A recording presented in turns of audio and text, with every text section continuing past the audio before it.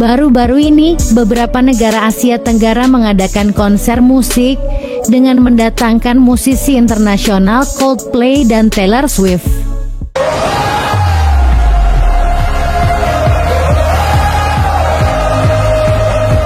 Konser pada November 2023 yang berlangsung di Jakarta diperkirakan menciptakan perputaran ekonomi baru bagi Indonesia sekitar 843,29 miliar rupiah. Konser ini juga diperkirakan menyumbang PDB Indonesia sebesar 434,65 miliar rupiah. Ini jumlah yang sangat fantastis untuk sebuah konser yang hanya diadakan dalam waktu 1 hari saja. Being on this tour.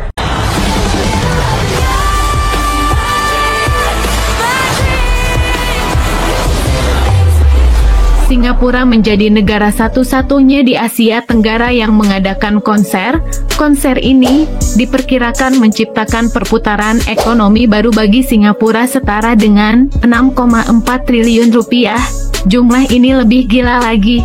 Di Amerika saja, konser Taylor Swift menyumbang PDB sebesar 68 triliun rupiah. Tidak heran jika negara-negara lain ingin Taylor Swift konser di negaranya, karena jumlah perputaran ekonomi yang begitu fantastis. Pada bagian 1, kita bahas bagaimana sebuah konser musik bisa menciptakan perputaran ekonomi yang begitu pesat. Tidak hanya sekedar hiburan semata, dalam sektor perhotelan dan pariwisata konser sebuah musik dapat meningkat begitu pesat. Konser musik menarik penggemar dari berbagai tempat untuk datang ke lokasi konser. Ini menghasilkan peningkatan permintaan akan akomodasi, seperti hotel dan penginapan. Coldplay dan Taylor Swift mereka mempunyai penggemar dari seluruh dunia. Pada konser Coldplay di Indonesia ada sekitar 70.000 tiket terjual habis. Konser Taylor Swift di Singapura mencapai lebih 300.000 penonton dengan tiket terjual habis dalam waktu hanya 3 jam sejak penjualan dibuka. Tentu saja pada saat konser Coldplay digelar, para penonton dari luar daerah Jakarta begitu banyak, yang membuat perhotelan dan kegiatan pariwisata setempat kebagian untung.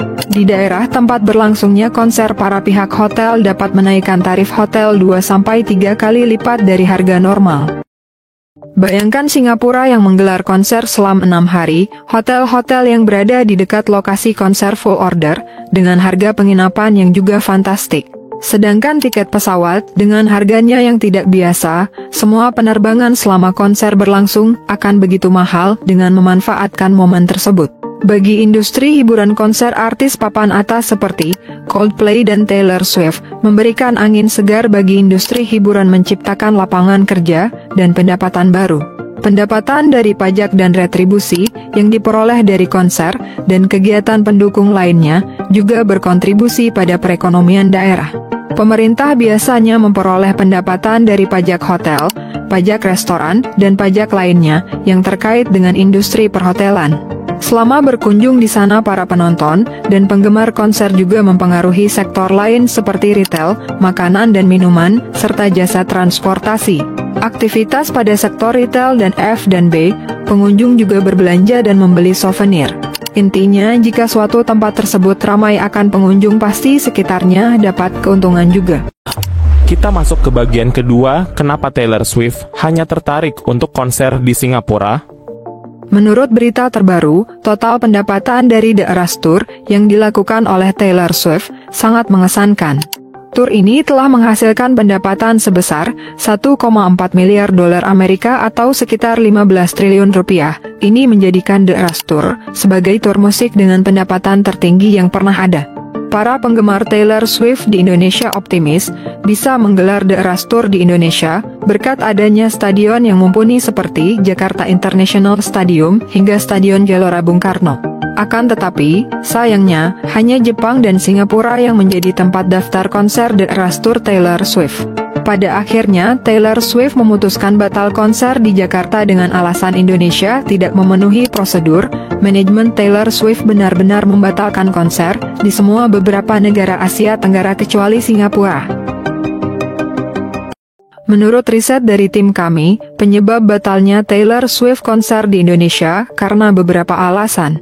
Yang pertama, adanya perjanjian eksklusif antara Taylor Swift dan pemerintah Singapura yang mungkin tidak memperbolehkan penyanyi tersebut menggelar konser serupa di negara-negara Asia Tenggara lainnya, termasuk Indonesia. Singapura mengadakan kontrak eksklusif dengan Taylor Swift untuk menjadi penyelenggara tunggal di Asia Tenggara. Dengan setiap konser Taylor Swift menerima tunjangan sebesar 2-3 juta dolar Amerika atau senilai 31,3 miliar rupiah hingga 46,9 miliar rupiah. Yang kedua, regulasi pemerintah Indonesia dianggap rumit dan menjadi salah satu penghalang yang vital. Yang ketiga, masalah pencalonan tiket yang marak di Indonesia juga menjadi pertimbangan dari manajemen Taylor Swift. Mereka tidak ingin penggemar harus membayar harga yang lebih tinggi melalui calo-calo.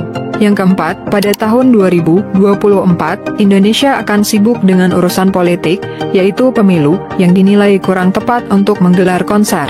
Yang kelima, aspek keamanan dan kenyamanan bagi Taylor Swift dan para penggemarnya juga menjadi pertimbangan penting dalam memilih lokasi konser. Yang keenam, manajemen Taylor Swift memiliki kepentingan khusus dalam memilih lokasi konser yang sesuai dengan strategi mereka. Keseluruhan faktor ini berkontribusi terhadap keputusan untuk tidak mengadakan konser di Indonesia. Meskipun banyak penggemar di Indonesia yang kecewa, keputusan ini diambil berdasarkan pertimbangan yang kompleks dan beragam. Pada bagian ketiga, bagaimana keterlibatan pemerintah? Mari kita cari tahu apa yang seharusnya dilakukan pemerintah dan kita sebagai masyarakat Indonesia menanggapi batalnya konser Taylor Swift tersebut. Kekecewaan tidak hanya ditanggung penggemar Taylor Swift yang berada di Indonesia, tapi bagi perekonomian Indonesia sendiri. Dari penjelasan tadi, dampak ekonomi yang dihasilkan konser tersebut sangat luar biasa. Sayang sekali Taylor Swift tidak dapat menggelar konser di Indonesia. Bercermin dari konser Coldplay yang diselenggarakan di Indonesia, ada beberapa sisi negatif yang kami riset dari berbagai sumber. 1. Terdapat kasus penjualan tiket yang bermasalah, termasuk penipuan tiket yang menyebabkan kerugian hingga miliaran rupiah. Banyak netizen mengeluhkan bahwa tiket yang mereka beli tidak dapat diskon, sehingga mereka tidak diizinkan masuk. Makelar tiket tidak muncul di lokasi acara untuk proses pembelian tiket COD, mengalami kesulitan lebih lanjut dengan pemindaian tiket yang tidak dapat dilakukan, karena pintu masuk pemeriksaan tiket telah ditutup. Alasannya disebut sebagai dampak dari demo yang cukup rusuh, sehingga penjaga tiket melarikan diri.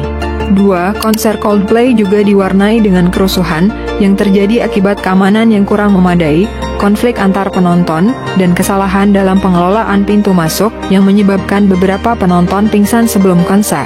Penonton yang memaksa masuk ke stadion, merusak pintu dan mengakibatkan keselamatan petugas yang berjaga-jaga. Ada laporan dengan harga tiket 11 juta rupiah dilaporkan jebol oleh oknum tak bertanggung jawab. 3. Sejumlah penonton juga mengeluhkan kurangnya stand makanan di dalam venue konser. Bahkan ada yang melaporkan bahwa banyak orang pingsan sebelum konser dimulai. Selain itu, alur penonton dinilai tidak rapi, menciptakan kekacauan di beberapa pintu masuk. Adanya faktor penyebab batalnya konser Taylor Swift dan kesalahan yang dilakukan saat penyelenggaraan konser Coldplay di Jakarta kemarin bisa menjadi pelajaran untuk melakukan perbaikan-perbaikan sistem, baik dari pemerintahan dan juga didukung oleh masyarakat Indonesia. Upaya pemerintah dalam upaya meningkatkan peluang penyelenggaraan konser internasional seperti Taylor Swift di Indonesia, ada beberapa aspek yang bisa diperbaiki. Yang pertama, digitalisasi perizinan, mempercepat dan mempermudah proses perizinan. Dengan digitalisasi layanan perizinan yang terintegrasi secara digital, ini akan membantu mengurangi waktu tunggu dan ketidakpastian dalam penerbitan izin. Yang kedua, regulasi perizinan dan pajak. Menerapkan sistem perizinan satu pintu yang efisien untuk memangkas waktu perizinan yang relatif singkat. Masyarakat harus mengikuti prosedur perizinan yang jelas dan efisien dari pemerintah setempat, termasuk izin tempat dan izin keramaian. Meninjau ulang kebijakan pajak hiburan, untuk menciptakan iklim yang lebih kondusif bagi penyelenggaraan konser musik internasional. Yang ketiga, infrastruktur yang memadai.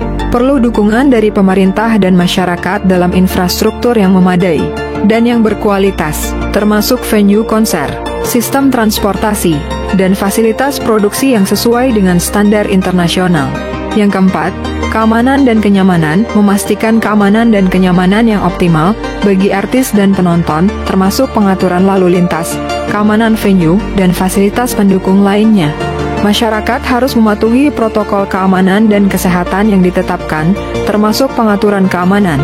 Yang kelima, penanganan calo tiket mengambil langkah-langkah untuk memerangi penjualan tiket ilegal dan pencaloan, yang dapat mencakup sistem penjualan tiket yang lebih aman dan transparan. Yang keenam, promosi dan dukungan pemerintah dapat berperan aktif dalam mempromosikan Indonesia sebagai destinasi konser yang menarik melalui kampanye pemasaran dan memberikan insentif kepada penyelenggara konser. Meningkatkan kesadaran tentang pentingnya mendukung industri musik dan hiburan, serta memahami dampak positif yang dapat dihasilkan dari acara tersebut bagi ekonomi lokal. Dengan membenahi aspek-aspek tersebut dan masyarakat dapat berkontribusi secara signifikan dalam menciptakan lingkungan yang kondusif, Indonesia dapat meningkatkan daya tariknya sebagai tuan rumah untuk konser-konser internasional dan memberikan pengalaman yang menyenangkan bagi para penonton serta artis yang tampil. Kami ucapkan terima kasih kepada Sobat Ilmu Publik sudah menonton. Sampai jumpa di video berikutnya.